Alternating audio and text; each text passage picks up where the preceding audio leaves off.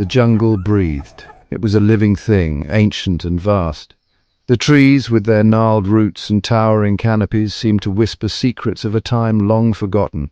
Each leaf, each branch, was a testament to the passage of countless centuries, a silent witness to the ebb and flow of life within this verdant expanse.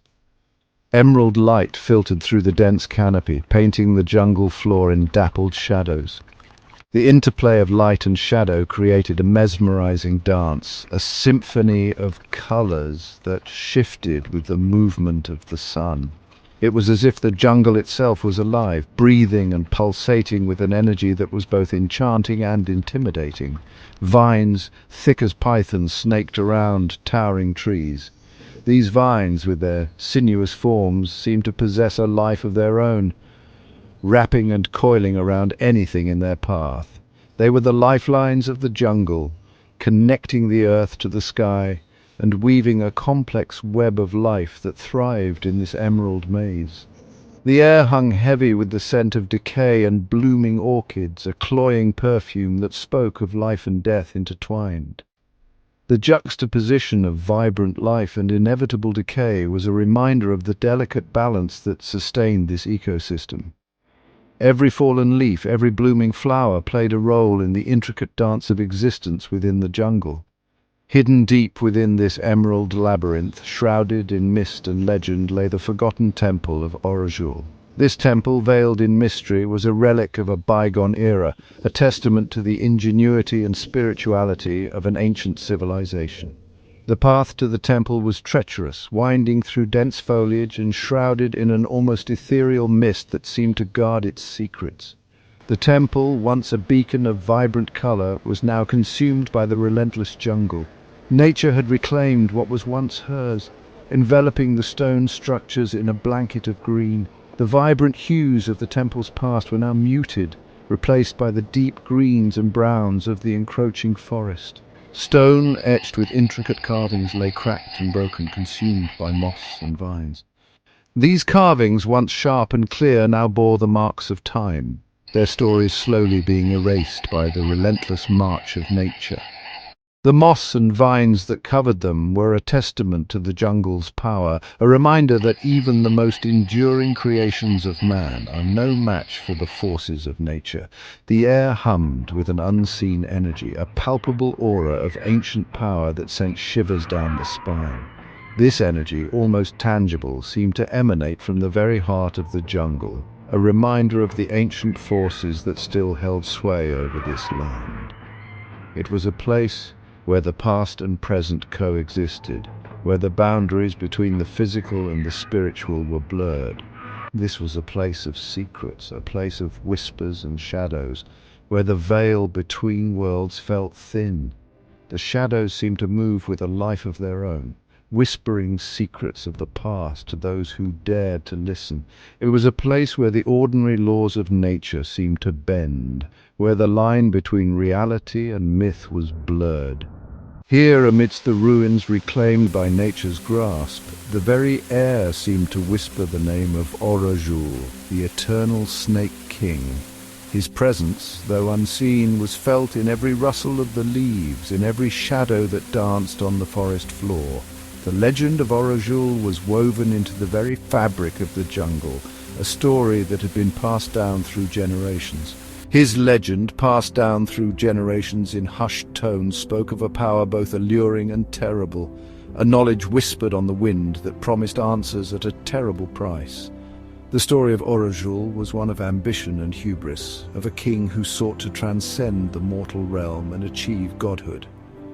But with great power came great peril, and the jungle, with its ancient wisdom, served as both his sanctuary and his prison. The whispers of his name were a reminder of the delicate balance between power and humility, a cautionary tale etched into the very soul of the emerald maze. Orajul, once he was a man, a king, they say, driven by an insatiable thirst for knowledge. He craved understanding, sought to unravel the mysteries of life and death, to pierce the veil of the future. His quest led him to the heart of the jungle, to a hidden grove where a mystical spring pulsed with ancient energy. The legend whispered of a choice, a bargain struck under a moonless sky. Orajul drank deep from the spring, imbibing its power, its knowledge. But the gift came at a cost. His humanity was stripped away, his flesh reshaped. He became Orajul, the eternal Snake King, his mind a repository of ages, his body a vessel of scales and venom. Forever bound to the temple, he became both prisoner and guardian.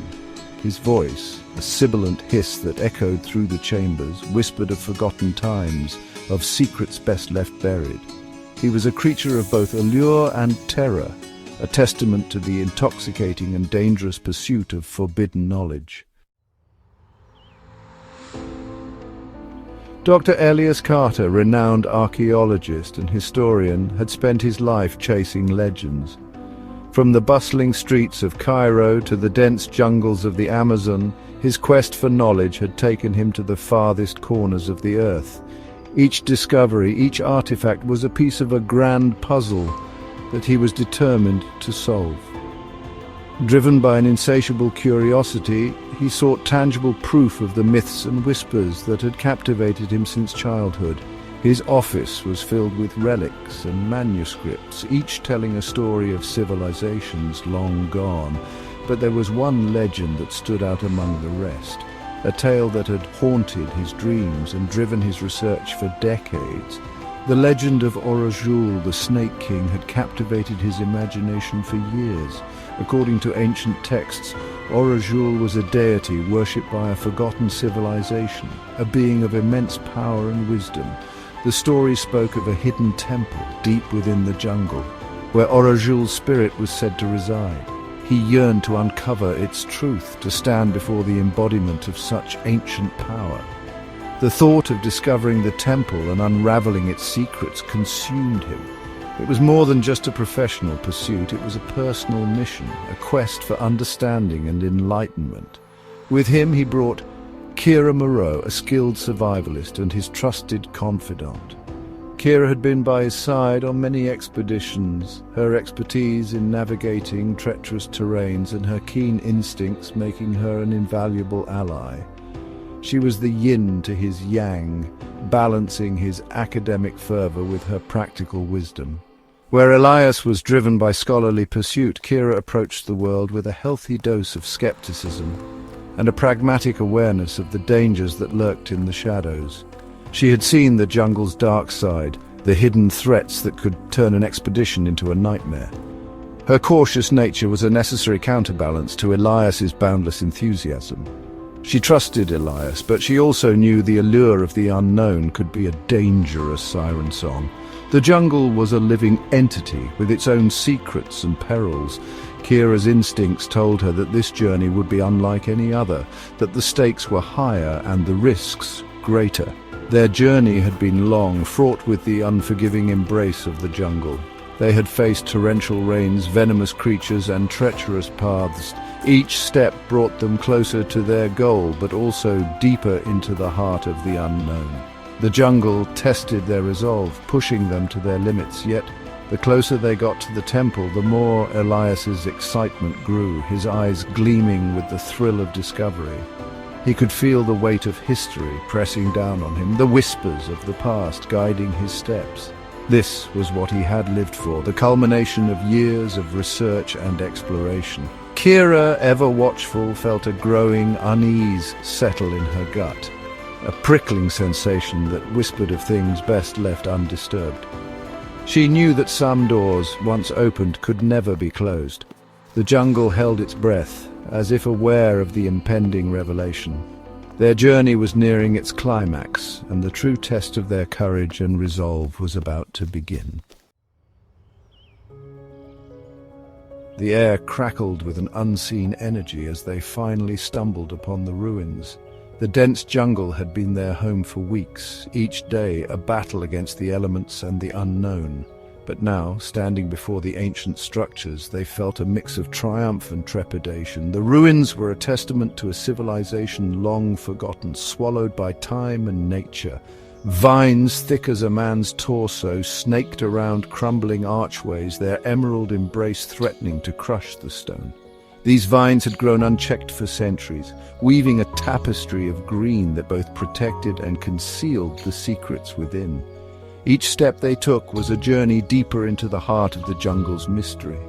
The stench of decay hung heavy, a cloying sweetness that spoke of life and death, locked in an eternal dance. The jungle was alive, but it was also a graveyard where the past and present intertwined. The explorers could almost hear the whispers of those who had come before, their stories etched into the very fabric of the ruins. Elias traced his fingers over the weathered carvings, his eyes alight with wonder. Each groove and line told a story, a piece of a puzzle that he was determined to solve. The carvings were more than just art. They were a language, a means of communication from a time long past. The stories etched in the stone told of Orajul's transformation, his rise to power, and the terrible price he paid for knowledge. Orajul, the Snake King, was a figure of legend, his tale one of ambition and tragedy. The carvings depicted his journey, from a humble leader to a tyrant consumed by his quest for forbidden wisdom. Each image seemed to pulse with a life of its own, whispering tales of a bygone era. The sunlight filtering through the canopy above cast shifting shadows on the stone, making the carvings appear almost alive. It was as if the past was reaching out, trying to communicate with the present. "This is it, Kira," Elias breathed, his voice hushed with awe. They had read about these ruins in ancient texts, but seeing them in person was an entirely different experience. The reality of the place was overwhelming, a tangible connection to the myths and legends they had studied. This is the legend made real. The ruins were not just a relic of the past, they were a living testament to the stories that had been passed down through generations. Every stone, every carving was a piece of history brought to life. Kira, her gaze sweeping over the crumbling edifice, felt a shiver crawl down her spine. The weight of the place was almost palpable, a reminder of the power and mystery that lay within. She could sense the presence of those who had once walked these paths, their spirits lingering in the air. The silence of the jungle seemed to press in on them, broken only by the rustling of leaves and the distant screech of unseen creatures. The jungle was a world unto itself, a place where time stood still and the past and present coexisted in a delicate balance. "There's a heaviness here, Elias," she murmured, her hand resting on the butt of her machete. "A darkness that lingers." The ruins were a place of beauty and danger, a reminder of the duality of nature. They had come seeking knowledge, but they knew that the jungle guarded its secrets fiercely.